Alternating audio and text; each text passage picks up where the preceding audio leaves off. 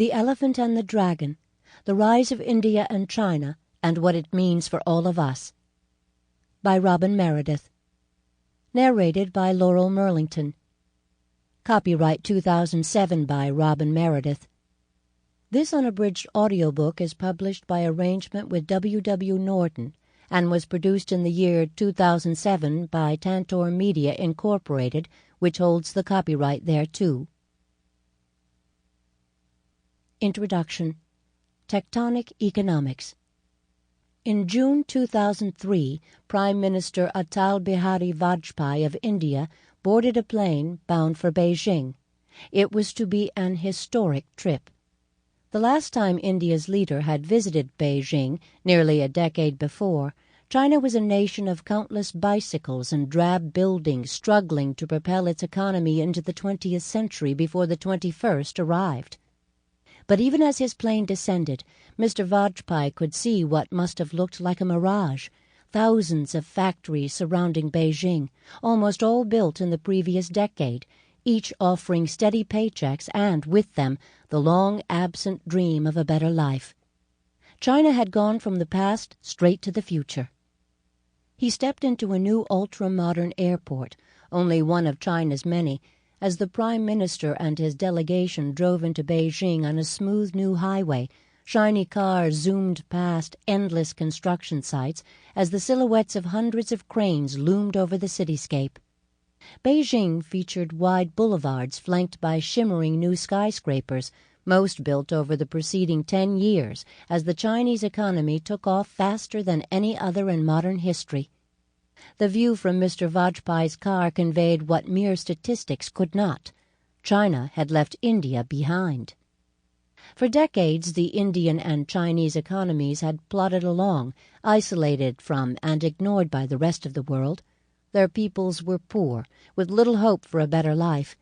But in 1978, China opened its door to the outside world, and India did not. And then their fortunes began to change. By the time the Vajpayee delegation visited China, a quarter-century after China began its transformation, hundreds of millions of Chinese had seen their prospects dramatically improve as the Chinese economy blasted off. Foreign companies had poured more than $600 billion into China since 1978, far eclipsing what the United States spent on the Marshall Plan, which helped rebuild post-World War II Europe. And the foreigners had built hundreds of thousands of factories nationwide and hired tens of millions of people.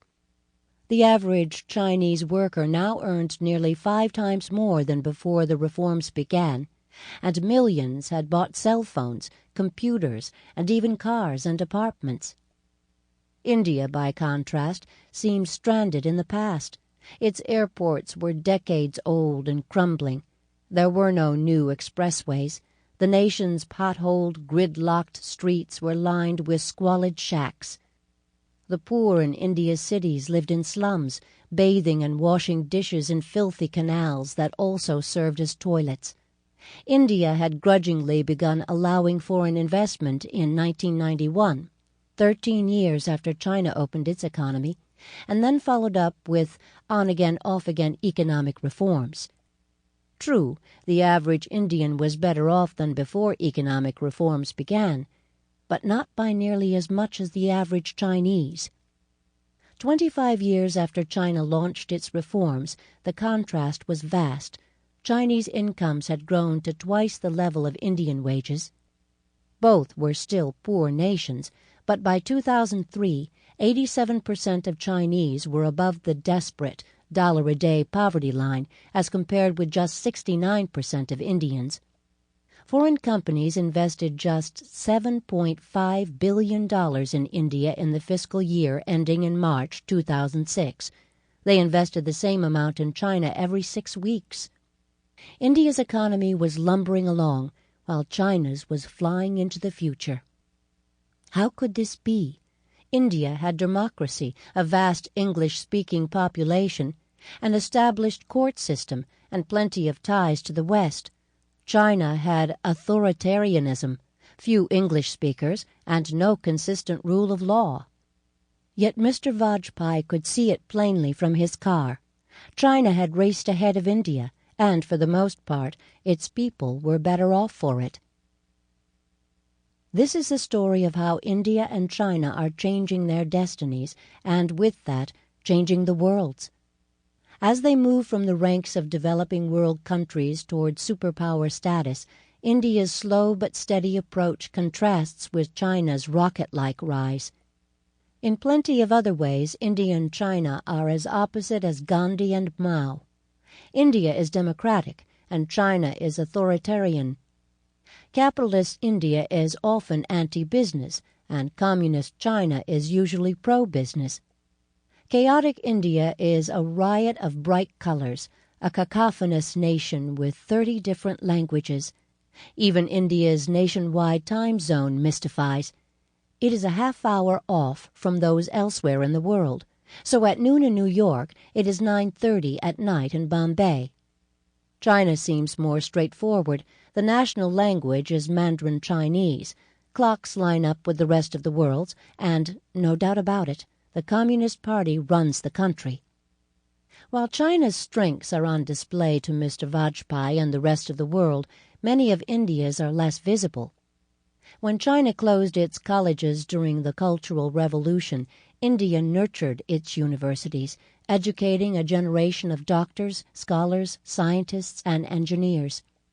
While China persecuted capitalists, Indian managers gained experience by battling it out in local markets, and its businesses are better run than China's today. India's invisible human infrastructure is the nation's mighty resource, now that it has reconnected to the global economy. The two countries have one thing in common: their transformations, and the way they will transform the globe, are as stunning as any the world has seen since America itself emerged onto the world economic stage. The impact can be seen from the falling prices on Wal-Mart shelves, the rising prices at local gas stations, the shrinking size of many American paychecks, even in the air we breathe. It can be heard in the voices on the end of tech support phone calls. It is noticeable from the way freighters float low in the waters of the South China Sea because they are so heavily loaded with goods flowing out of new Chinese factories. Most plainly, it can be seen in the raw numbers. India and China have become the fastest-growing big economies on the planet. They look set to stay that way for decades and are on their way to becoming economic giants within a generation. Suddenly, both India and China have become a source of employees, co-workers, customers, and competitors.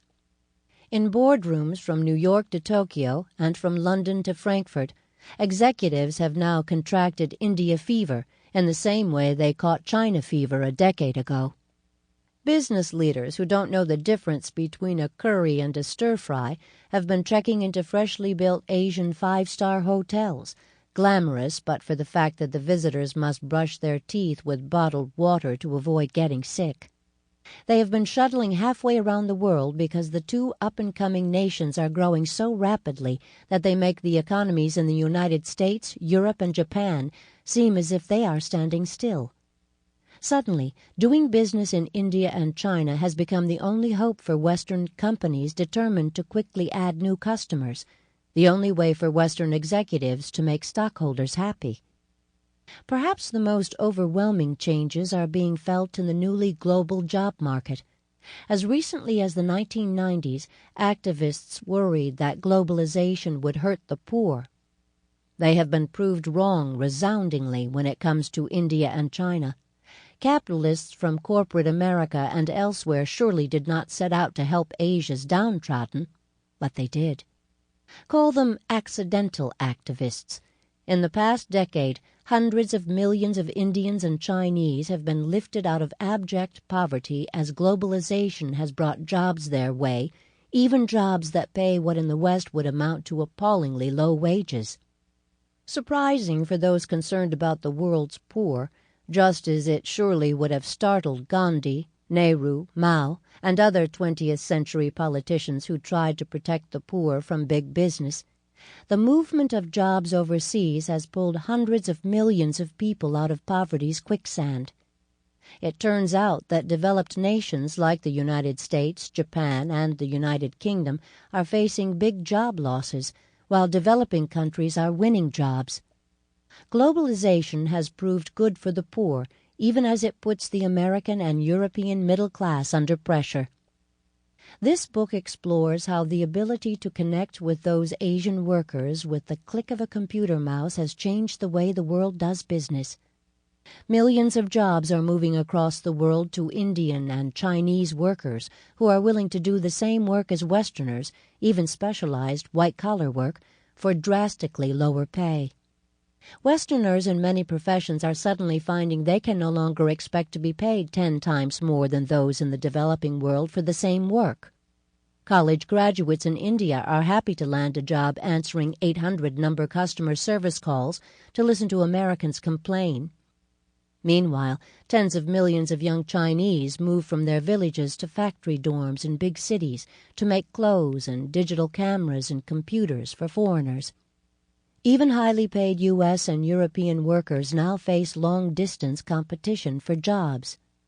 India and China each add more college graduates to their workforces annually than are produced by the United States and Europe combined. For the American and European middle class, this is the terrifying dark side of globalization. With more than 1 billion workers suddenly thrown into the world's labor pool, many unlucky Westerners will lose their jobs, and many will see their standards of living fall unless they take action to make themselves better contenders in the worldwide labor market. Farmers were displaced by the Industrial Revolution in the 19th century. Sweatshop workers lost their livelihoods to assembly lines in the 20th, and just a generation ago, American factories closed because blue-collar work began moving to Mexico. History is about to repeat itself, sending a spasm through the world's job markets. Yet the rise of India and China is about much more than jobs moving overseas. It is about a major shift in post-Cold War geopolitics, about quenching a growing thirst for oil, and about massive environmental change. This is tectonic economics. The rise of India and China has caused the entire Earth's economic and political landscape to shift before our eyes. Because the strands of the global economy are now knitted together more than ever, the changes in India and China are shaping the future for the rest of the world, fast and in some surprising ways. Never before has the global market been so hyper-connected. Imagine if the massive trade flowing over the Silk Road were combined with that of the spice route, and this mix of global commerce were supercharged with modern technology. Today, what India and China sell to the West is no longer carried on camels or in galleons, but on cargo flights, in container ships, or over the Internet. This book strives to help readers make sense of how our world is being shaped by the rise of India and China, the countries whose potential impact over the coming decades is both feared and underestimated. The Elephant and the Dragon will show that the rest of the world can adjust to the rise of India and China, and even thrive. But first we must understand the two giant nations that have opened their doors and walked into the 21st century. Chapter 1. Where Mao Meets the Middle Class. You never know where you'll find Jesus. I discovered him in a toy factory in southern China, standing on a shelf of talking toys. This Barbie doll-sized Jesus, with blue eyes and shoulder-length brown hair, spoke in a gently reassuring electronic voice. No one can see the kingdom of God unless he is born again. Then another gospel.